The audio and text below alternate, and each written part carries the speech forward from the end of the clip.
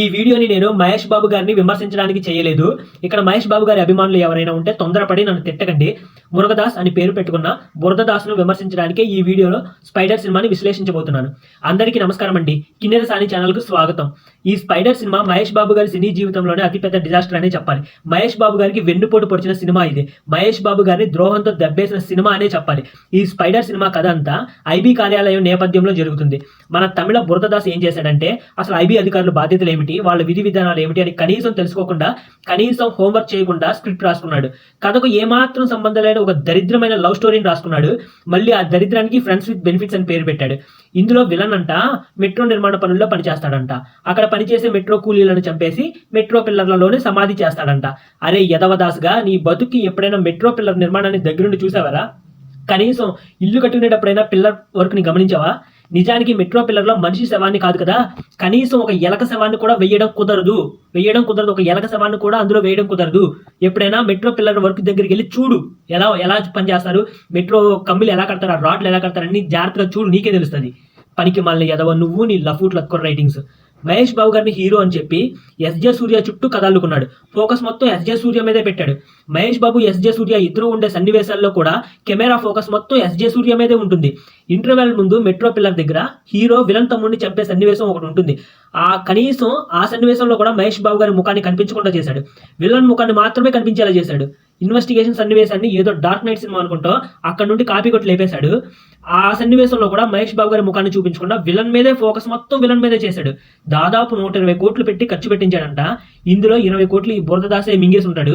ఈ బురదదాస్ కాకుండా ఈ సినిమా వల్ల లాభపడింది ఎవర్రా అంటే విలన్ గా నటించిన ఎస్జే సూర్య మాత్రమే. మహేష్ బాబు గారి గురించి మనకు బాగా తెలుసు, ఆయన ఏ విధంగా నటిస్తారు అనేది.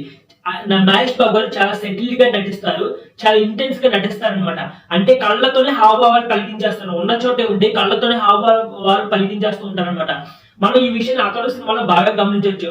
అతడు సినిమాలో మహేష్ బాబు గారి డైలాగ్స్ అన్ని రాస్తే 3 పేజీలు కూడా అవ్వవు, కానీ ఆయన చాలా హావభావాలని కళ్ళతోనే పలికించేస్తారు. పోకిరి సినిమాలో కూడా ఇదే ఇంటెన్స్ యాక్టింగ్ ని మనం గమనించవచ్చు.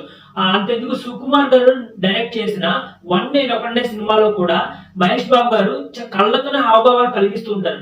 వన్ డే ఒకటే సినిమా ఫ్లాప్ అయింది, కానీ ఎవరు కూడా ఆ సినిమాని విమర్శించరు. ఎందుకంటే మహేష్ బాబు గారి కారణం, ఆయన యొక్క నటనే, ఆయన యొక్క సెటిల్డ్ నటన, మహేష్ బాబు గారి యొక్క ఇంటెన్స్ నటనే. ఈ వన్ డే ఒకటే సినిమాని ఎవరు ఇప్పుడు దాకా విమర్శించరు. ఫ్లాప్ అయినా కానీ ఎవరు విమర్శించరు, ఎందుకంటే మహేష్ బాబు గారి కారణం మనందరికీ తెలిసిందే. ఇది మహేష్ బాబు గారి యొక్క బలం అనమాట. ఇంటెన్స్ గా నటించడం మహేష్ బాబు గారి యొక్క బలం. ఈ మహేష్ బాబు గారి బలం ఏమిటి, బలహీనత ఏమిటి అని ఏమీ తెలుసుకోకుండా హీరో పాత్రని చిత్రీకరించేశాడు. ఇష్టం వచ్చినట్టు పేలవంగా రాసుకుని విలన్ ని హైలైట్ చేశాడు. విలన్ ని హైలైట్ చేయడం కోసమే మహేష్ బాబు గారిని వంకగా పెట్టి 120 కోట్లు ఖర్చు పెట్టించాడు ఈ బురదదాస్ గారు. 120 కోట్లు ఖర్చు పెట్టించాడు కేవలం విలన్ ని హైలైట్ చేయడం కోసమే.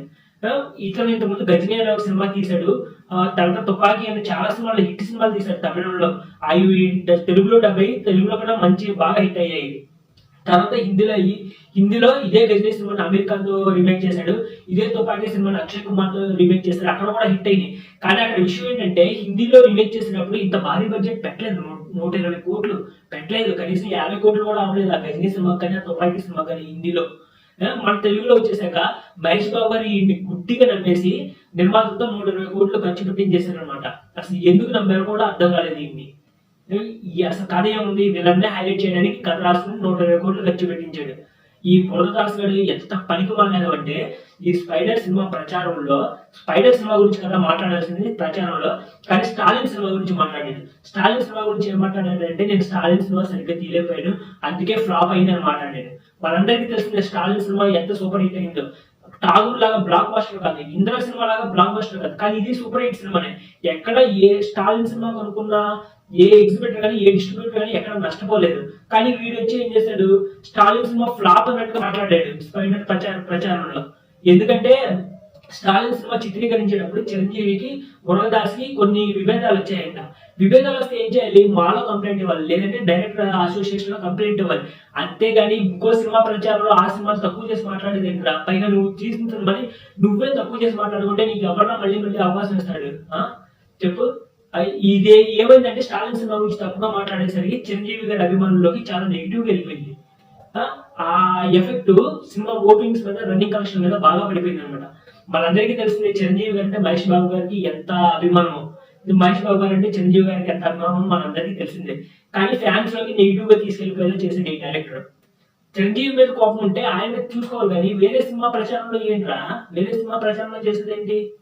చిరంజీవి గారి ఫ్యాన్స్ ఏమో నెగిటివ్ వెళ్ళిపోయింది. కర్మ నుంచి ఎవరు తప్పించుకోలేరు ఫ్రెండ్స్. కర్మ వెంటాడుతూనే ఉంటది. నువ్వు 120 కోట్ల బడ్జెట్ ఖర్చు పెట్టించి నీకు తోకగా ఒకటి ఎస్జే సూర్య గారిని ఇక్కడ తీసుకొచ్చి వాడిని హైలైట్ చేయించావు. నువ్వు 20 కోట్లు 25 కోట్లు మింగేసావు. ఆ బడ్జెట్ మొత్తంలో నువ్వు బాగా సెటిల్ అయిపోయావు. సినిమా మాత్రం నిర్మాతలకి నష్టాలు, మహేష్ బాబు గారికి పేరు పోయింది. ఈ సినిమా తర్వాత మహేష్ బాబు గారిని ట్రోల్ చేయడం మొదలు పెట్టారు.